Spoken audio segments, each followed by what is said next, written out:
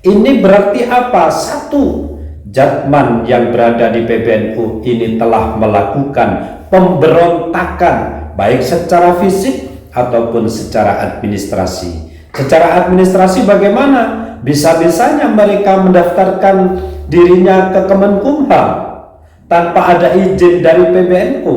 Kalau semuanya melakukan semacam ini, mereka akan lari sendiri-sendiri.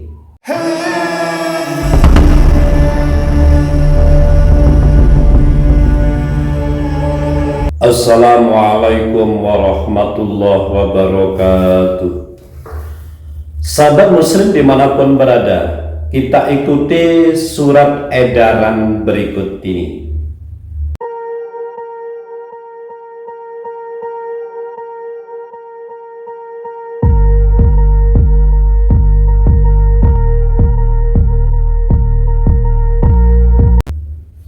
Sahabat muslim dimanapun berada, surat edaran tersebut adalah surat edaran bahwa Jatman sudah didaftarkan ke Kemenkumham.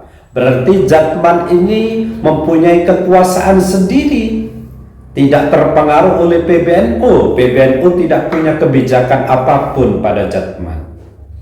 Ini berarti apa? Satu, Jatman yang berada di PBNU ini telah melakukan pemberontakan baik secara fisik ataupun secara administrasi. Secara administrasi bagaimana? Bisa-bisanya mereka mendaftarkan dirinya ke Kemenkumham tanpa ada izin dari PBNU.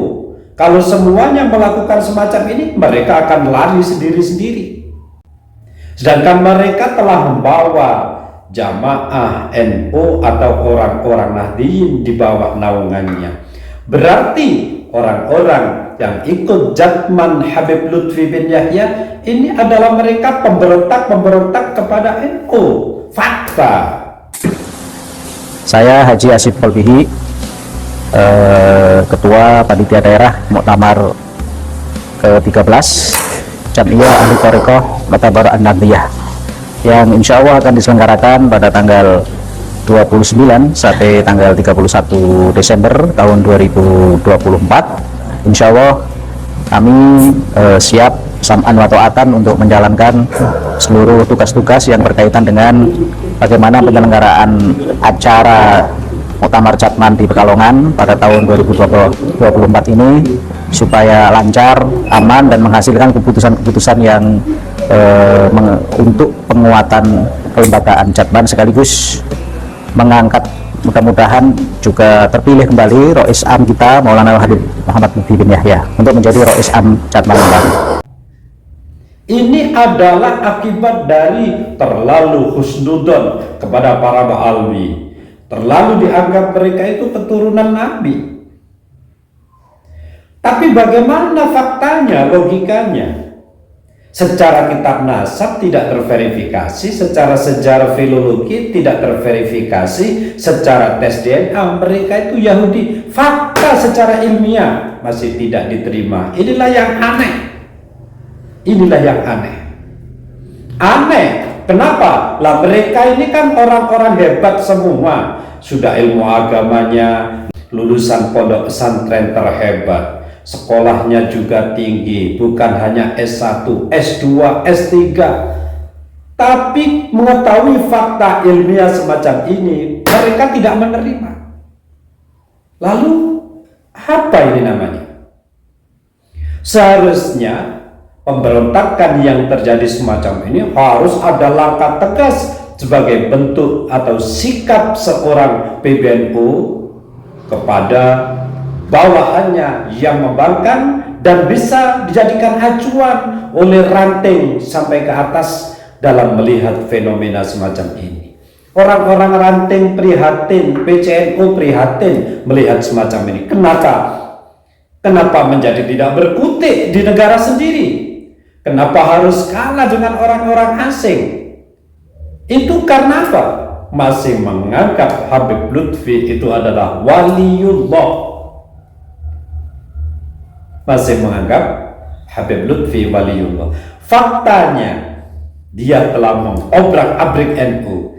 Sejarah NU sudah dibelokkan. Makam-makam sudah dibaalwikan. Tapi fakta ini pengurus petinggi-petinggi PBNU diam. Lalu kita orang-orang bawah mau bilang apa? Orang-orang bawah mau bilang apa kalau PBNU sudah kayak begini? Bahkan NU ini sudah dibaalwikan, sudah. Hancurlah sudah semua ini sebenarnya. Saat ini adalah keadaan yang paling kacau di kalangan NU, mulai dari akar rumput, ranting, sampai ke atas PCNU sampai wilayah, semuanya menjadi hancur berantakan lulu lantah. Karena apa? Kurang tegasnya dari sebuah sikap yang diambil oleh PBNU. Namun faktanya memang PBNU ini mendukung Ba'alwi. Mana mungkin orang-orang yang sudah berpegang teguh terhadap penelitian ilmu pengetahuan yang bisa dipertanggungjawabkan secara hukum disuruh berbelok terhadap husnudon. Mustahil itu saya kira kalau orang-orang yang berpengetahuan, orang-orang yang berpendidikan mustahil melakukan husnudon bila ada hujah atau dalil yang menunjukkan bahwa Ba'alwi Habaib di Indonesia memang bukan keturunan Rasulullah. Yakin, bahkan hakul yakin. Sahabat muslim dimanapun berada, penting kita semua mulai dari akar rumput memberitahukan kepada seluruh umat Islam bahwa Ba'alwi Habaib di Indonesia ini secara kitab nasab tidak terverifikasi menjadi keturunan Rasulullah, bukan keturunan Rasulullah. Bahkan secara tes DNA. Lalu apakah boleh memang tes DNA itu dijadikan acuan hukum? Ya boleh, memang secara hukum nasional ataupun internasional tes DNA ini bisa untuk menentukan nasab. Jadi nasab yang ada itu bila diperselisihkan bisa ditentukan oleh tes DNA. Fakta. Akhirnya Gus Ahong bongkar kebohongan Hanif Al-Atos, tes DNA bisa untuk penetapan nasab atau seputar kriminalitas dan pidana-pidana dan pidana perdata, ya, ada ulasan masalah tes DNA. Jadi tes DNA itu apa bisa dijadikan untuk penetapan nasab. Ternyata, ya, ternyata kalau kita buka ini enggak saya manipulasi, hasilnya asli, ya. Di halaman berapa ini? Di halaman 243, ya. Di halaman 243 permasalahan yang ke-68 ada pembahasan apakah tes DNA bisa dijadikan dasar penetapan hukum. Ternyata hasilnya, ya, adalah bahwa tes DNA itu bisa dijadikan untuk penetapan nasab, ya, untuk mengisbat nasab. Bahkan tes DNA ini lebih kuat daripada qoif, ya. Namun diperjelas, ya, di dalam buku ini Manhaj Solusi Umat bahwa tes DNA itu bisa dijadikan untuk mengisbat nasab, menetapkan nasab kalau sudah melalui 3 tahapan. Jadi tes DNA ini adalah alternatif yang terakhir. Ketiga tahapan tadi apa? Yang pertama melalui pengakuan nasab, yang kedua melalui pembuktian lewat persaksian, dan yang ketiga melalui jarak kelahiran dengan peluang melakukan hubungan intim. Kalau ketiga tahapan ini, ya, tidak bisa, maka alternatif yang terakhir adalah tes DNA.